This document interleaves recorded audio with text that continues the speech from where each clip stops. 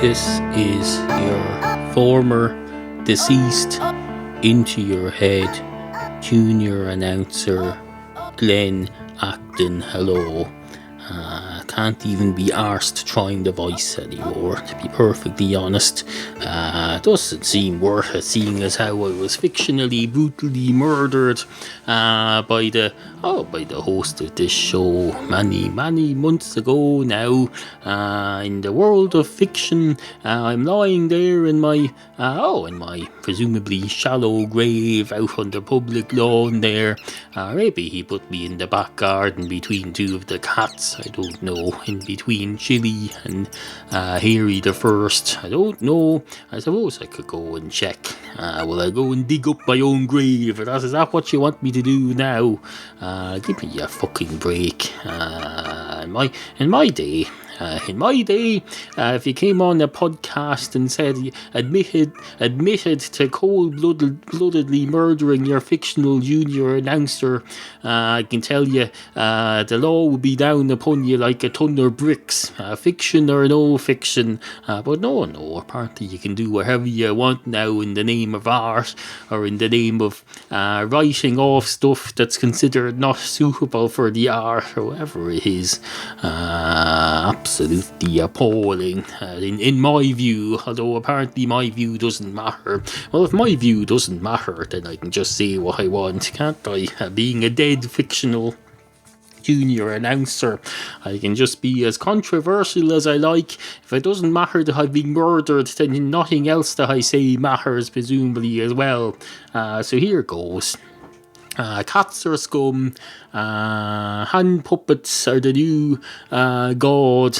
We should all worship hand puppets, except this. So now I take that back though, because this fella has a hand puppet here, a cat hand puppet that has been talking about for many months as being the next junior announcer. Doesn't do much announcing in my view, but no, apparently this is the new thing. Let's try it on here, on my ghost hands.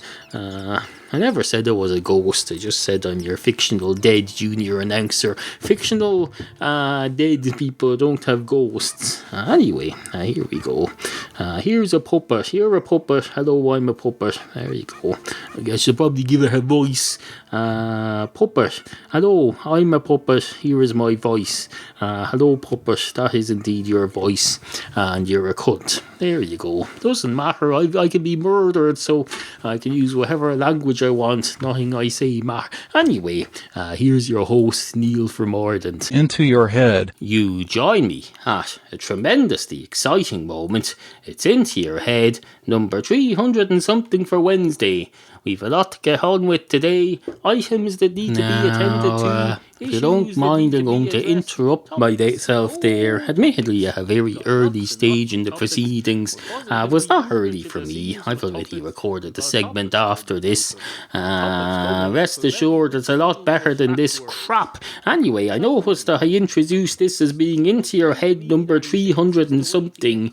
Now, if I had said 600 and something, I would have been happy to leave it at that and allow myself to be vague. But in this instance, when I say 300 and something, I'm not only being vague, I'm being incorrect, because it's not number 300 and something, it's number 600 and something, or to be specific, since I'm here, I might as well state it's number 615, so it's Into Your Head, number 615 for Wednesday. I'm not even going to bother to hand back to the me of the past that I interrupted, because it's not one of my better introductory segments.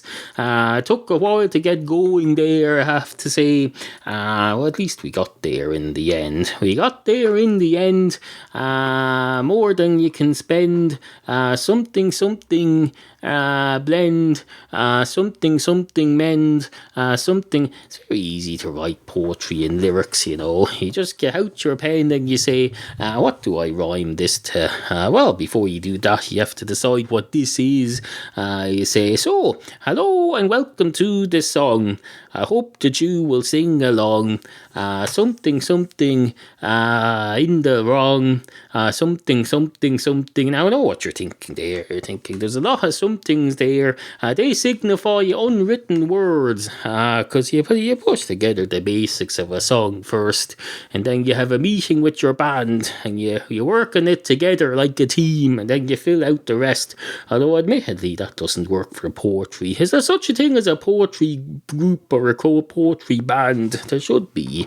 If the likes of Freddie Mercury can half write songs and then get together with his band and have them help him with the rest, surely to Christ a poet should be allowed to do the same. Surely to Christ Shakespeare would get together with the rest of the Royal Shakespeare Company and have them fill in the blanks. Maybe not. If he didn't, then I'm even more impressed with him than I am with any of these so-called lyricists. Where was I? Oh yes, I was talking over the failed me of the past. Now the failed me of the past goes on for he only goes on for 50 seconds, that's fine. So I've completely obliterated him now. So that's fine. We can get on with the show now. Anyway, on with the show. Hello. This is Mrs. Stephen Hawking. My husband is the genius man that you may have heard about.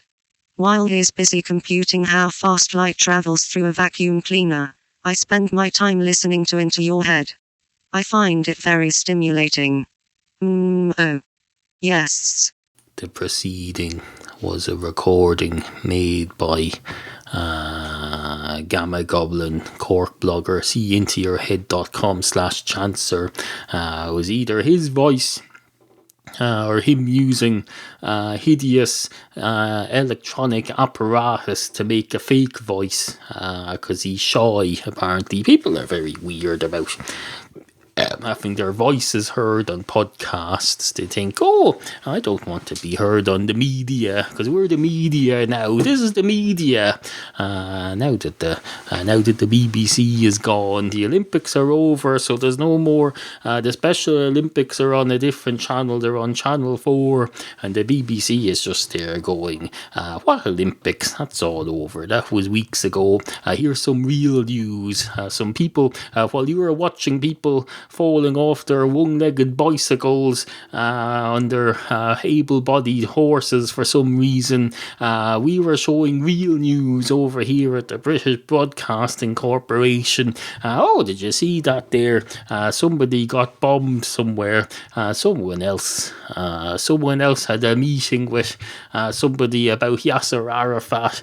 Somebody else went up to what's his face, the American president, and said, hello, I hereby challenge you to take away the last 4 years of your political existence, because I want to be the person who does that. I don't mean I'm going to kill you. I just mean I've been nominated to run for the other side in the forthcoming US presidential election. I probably could have phrased that better. In fact, do you mind if we start this again? That was on the news too.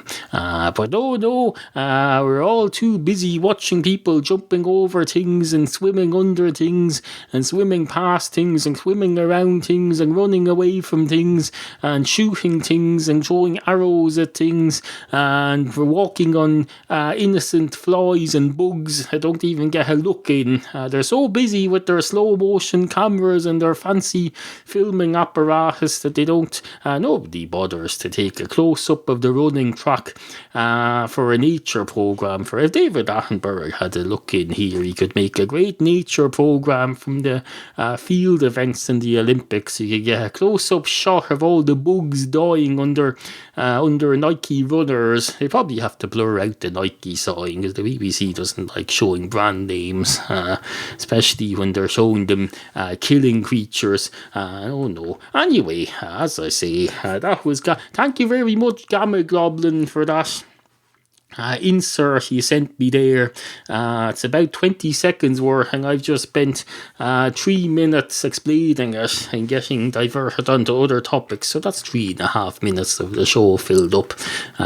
So that's extremely useful, especially when on a slow day like this, when frankly I'm not on my toppest form here. Anyway, on with whatever's next. Two cats walk into a building site, let's say. A building site. Let's have a bit of something new to start the new season. It's a new season in my house. My wife has gone off to this year's teaching job today, or the day before yesterday as you hear this, or tomorrow as I'm recording this. I don't know why I said today. It's of no significance whatsoever other than that's the day that I record this. I'm recording this today. If you're interested, you may want to know for historical record that this is being recorded today. Two cats walk into a building site.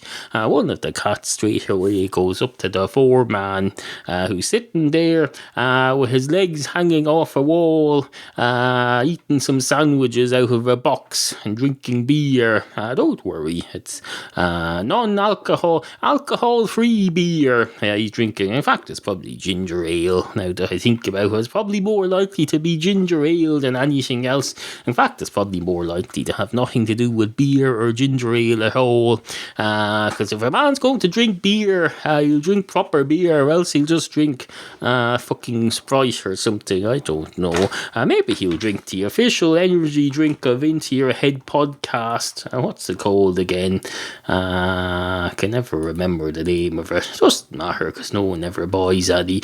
Brain Tonic, that's what it's called. Brain Tonic, the official energy drink of Into Your Head podcast. Go to intoyourhead.com and you'll find it. Just scroll down the right hand side of the page.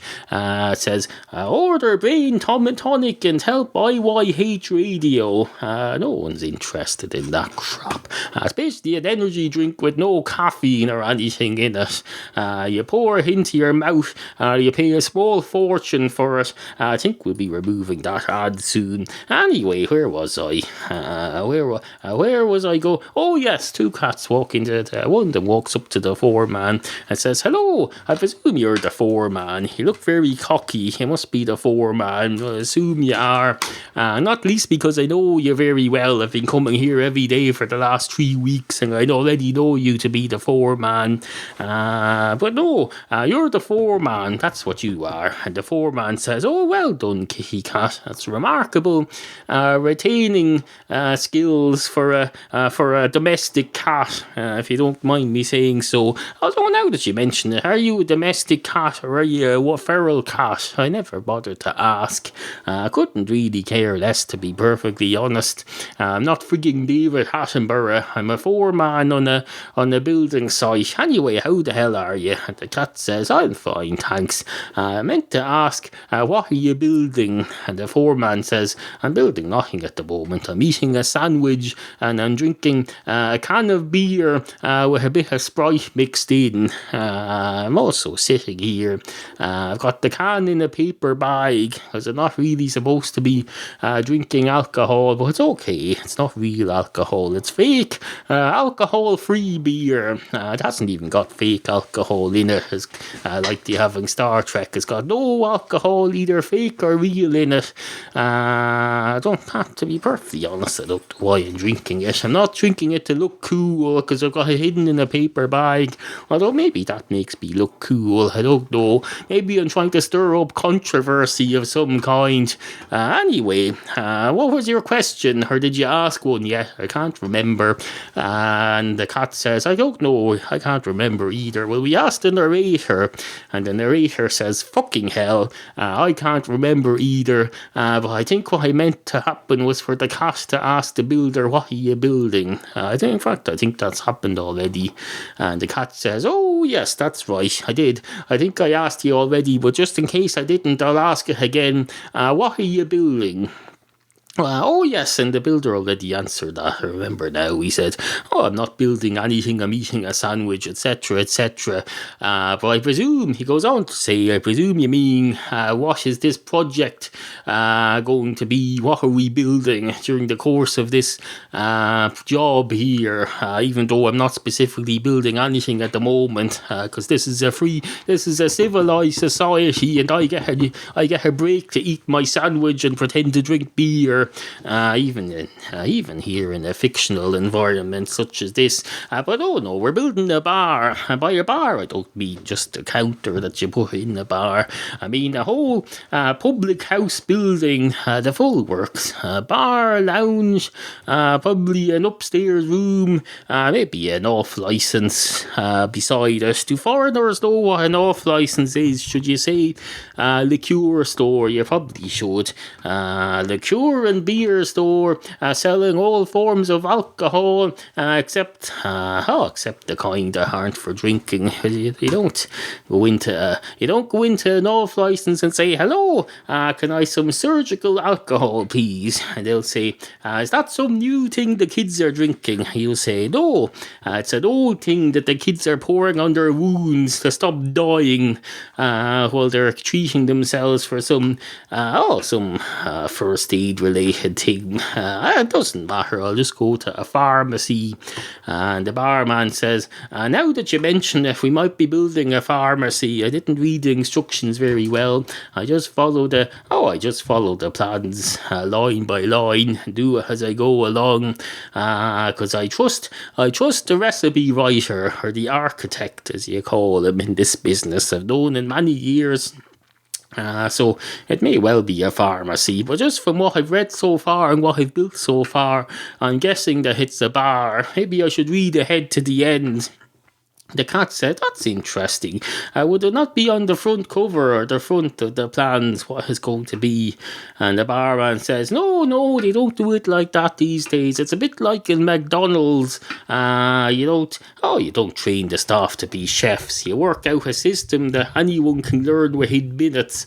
You say, "Do this, put this on the thing for 30 seconds, then flip it over, then put it in a bag, and then put salt on it, and then spit into it, and then hand it to the person." I don't say, "Oh, here's a recipe for boiled egg on a yolk. Incidentally, something of no interest that we're not going to go on with." Anyway, on with the show. If you would like to comment on any of the issues raised in today's programme, email us at studio@intoyourhead.com. Remember, we value the opinions of you, the humble and ignorant listener. You're listening to Into Your Head, hosted by Neal, Ireland's version of the Octomom. Except he's a dude and has cats. Absolutely fantastic. Monkey nuts. That's what they called them. They called them big, steaming, dolloping piles of monkey nuts. They called them, not necessarily. If you're on another planet at the other end of the universe somewhere and everything's built to a different scale, you might look upon monkey nuts as being tiny, ant-like little specks of dust on the floor. In which case, you probably wouldn't even recognise them as monkey nuts. But conversely, if you're in a planet that's built to a very small scale, you may well look upon a monkey nut as being a giant planet, a giant comet that's coming straight at you out of space. Although why a monkey nut would be coming straight at you out of space, no matter what scale your society is built with, I don't know. But I'd have to admit, an apparently giant monkey nut coming at you out of the sky as a comet would be quite frightening. There's no reason, I suppose, why a monkey nut couldn't be a comet. If a comet can be made out of rock and crap and dirt and muck and shit, I suppose it could just as easily be made out of the same substances out of which monkey nuts are made or grow. After all, monkey nuts grow from plants that grow in the ground, and those grow in shit, I can tell you. I know, because I sowed some grass yesterday. the day before yesterday, rather, I sowed some grass. I sowed it in a bag of compost. Now, compost, for those of you who are not in the gardening elite like me, compost is basically crap. It's rotted shit and waste and garden waste and muck and dirt and crap that's being allowed to rot and meld together, and they sell it in bags now at a surprisingly cheap price, and you bring home a couple of bags of it and you pour it in the corner where you want stuff to grow. If the soil is crap, this is proper crap that's been designed to allow stuff to grow. If you just have crap like concrete and stones there, it's not going to grow in that. You need proper crap or proper rotten food basically to pour on it, and then you put your seeds into that, and then you rake over that, and then you go over it with your feet, and you wear shoes. You go over, you stamp on it, unless you want to go renting a frigging roller or something just to plant 3 feet of frigging grass. Don't be fucking ridiculous. No, your feet are perfectly fine for a small area of lawn planting like that, unless you're a fucking perfectionist OCD weirdo, which I'm not. Admittedly, I am a little bit OCD, but not enough to go hiring a frigging roller to go and flatten that amount of grass, not least because it's a hill. There was a mound of stones that I was covering, if you must know.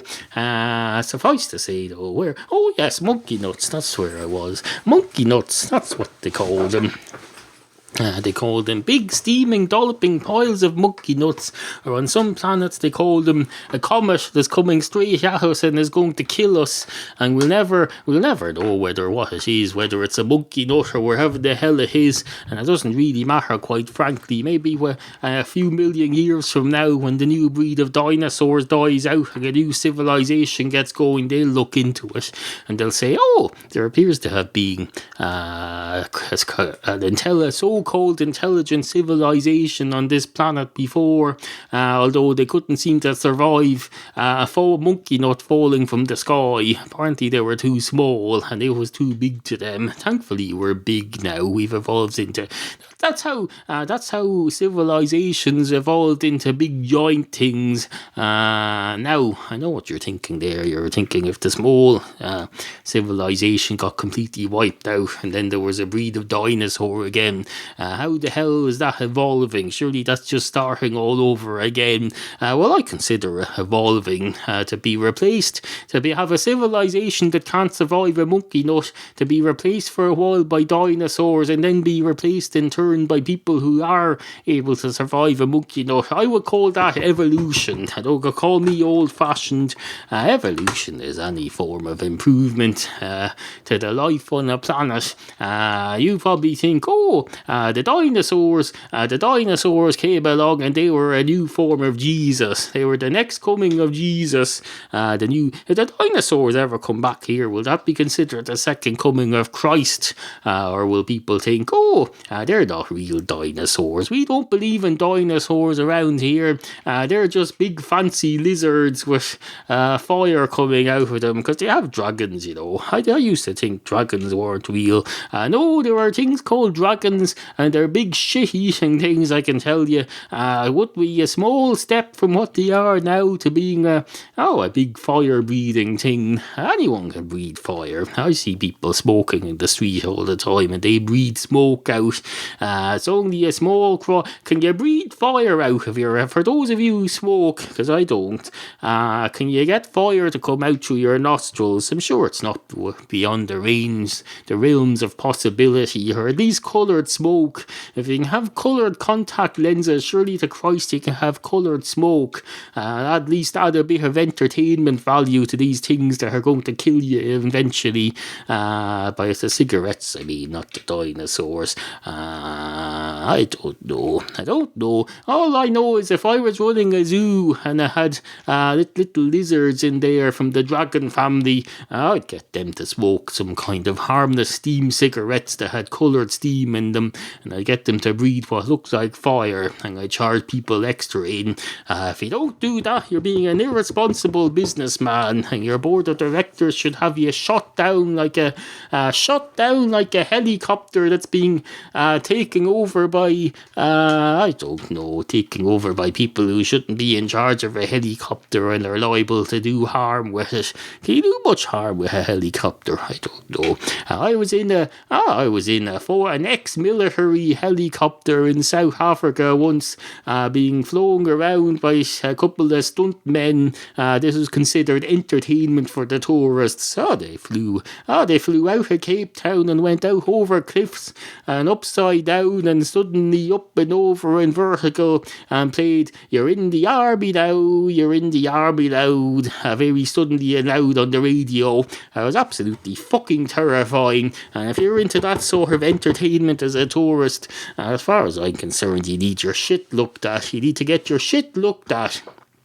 That's what they do. You hear all these people, they go into doctors and you say, they say, I think I've something wrong with me, and the doctor has a look and says, I don't know what it is, I need a stool sample. But no, when you go to a psychiatrist, they don't say anything like that. They say, you're acting a bit weird, alright. Can I have a sample of your shit, so we can get some clue as to what you're eating? Because obviously if there's something wrong with your brain, I can't just ask you, because I can't be trusted.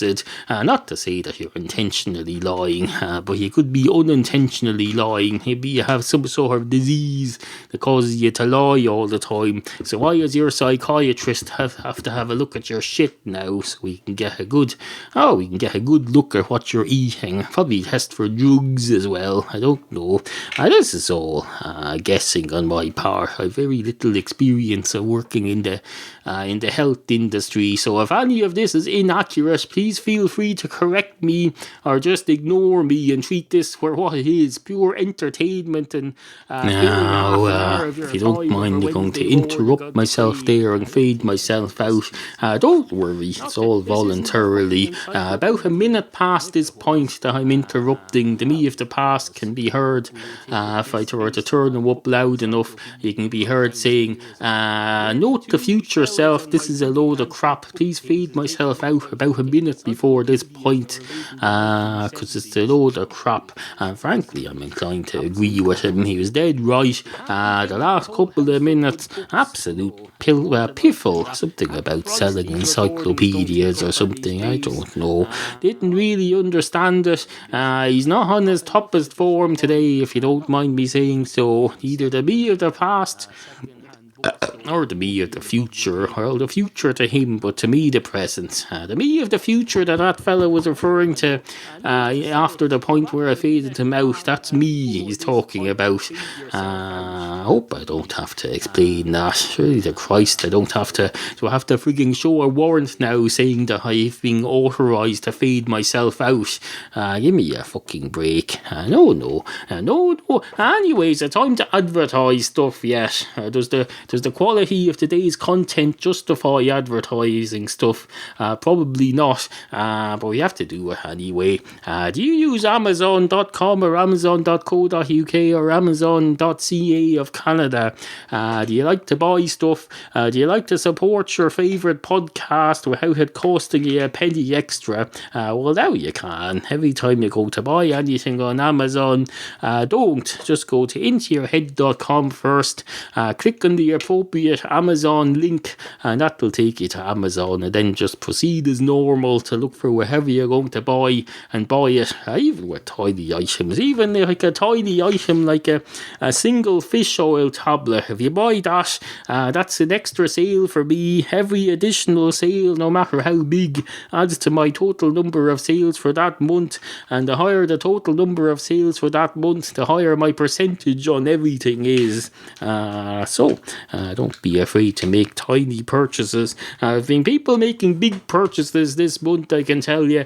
Someone bought a big piece of machinery. It looked like it cost about 8 million euros. Where he or she is going to store it, I have no idea. It's possible that my listeners are creating a nuclear bomb using entirely stuff that they've bought on Amazon, which I think you'd have to admit is quite an achievement. Admittedly not a good development development, but an achievement nonetheless. You have to recognise I caused that, I created that in association with Amazon. Amazon, if you don't want to be associated with that sort of thing, it's fine. Just make sure you make damn sure that Christ has held that you send me my commission for this month, because it's going to be quite a lot. I'm going to use it to none of your business. I'm going to use it to none of your business. I'm going to none of your business like there's no tomorrow. Just basically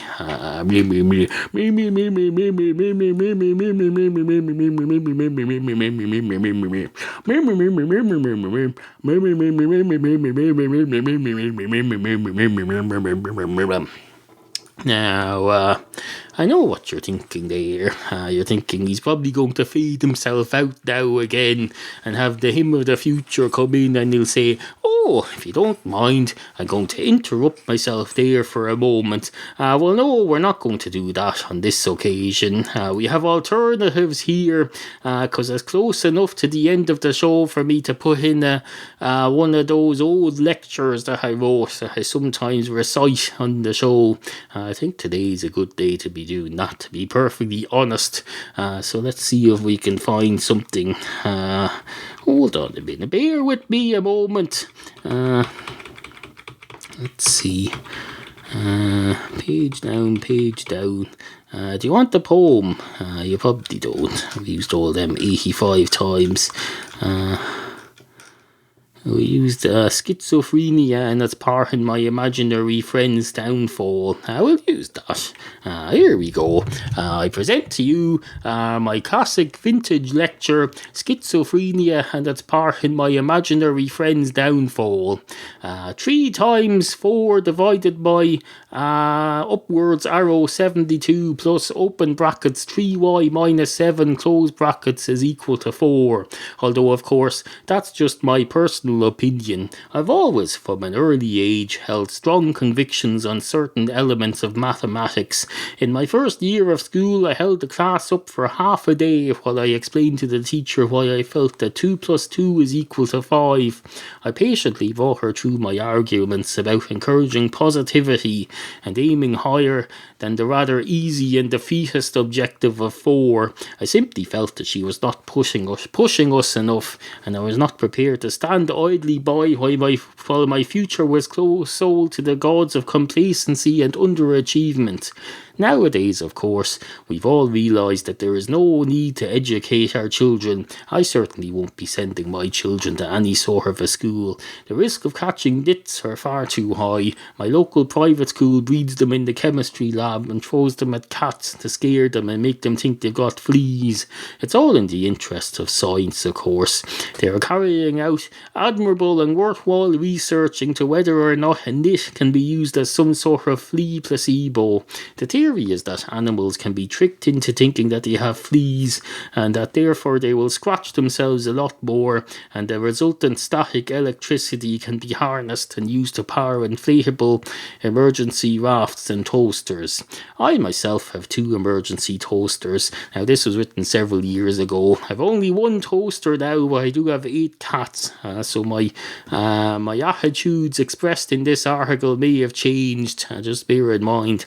Anyway, I myself have 2 emergency toasters, and of course I make sure that they are never both in the same building at any one time. Well, that's a lie. I only have, although it mightn't be a lie. At this time I was living in my parents' house at the weekends and my own bed-sitting room apartment in Dublin on weekdays, so it's possible that I had access to toasters in 2 different buildings, but only one of them was my own property. Anyway, I don't like to take risks with anything. I've been stung too many times. Just yesterday a wasp leapt out at me from behind a window ledge and attacked me in broad daylight, apparently for no other purpose than to exert mindless violence on an innocent member of the public, which itself is rather stupid, because I am not a member of the public, and to the best of my knowledge never have been.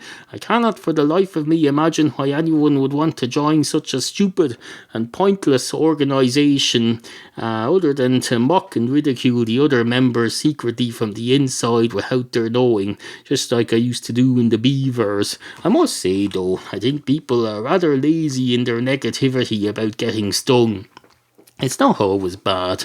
Spider-Man got stung and ended up being able to jump over things in space and star in movies. I'd love to be able to do that, and I live in hope, although so far the only thing that has happened to me as a result of an insect bite is that I've developed 3 extra personalities. That reminds me, I'm starting to think that one of my personalities, Brian, is a schizophrenic.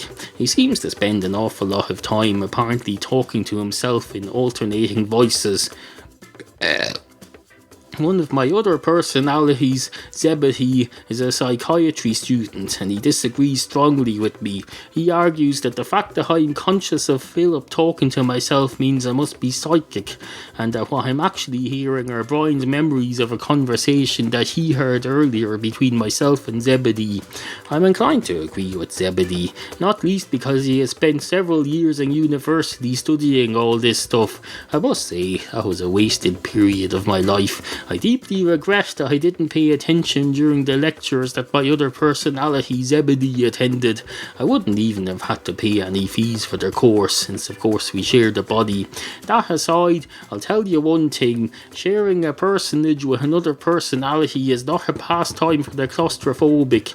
I never had any privacy in those days, except at night when we would hang a blackout curtain between our inner ears. It didn't work, of course, but we would convince ourselves that we couldn't hear each other's thoughts when the curtain was erected. It was the only way we had of keeping sane.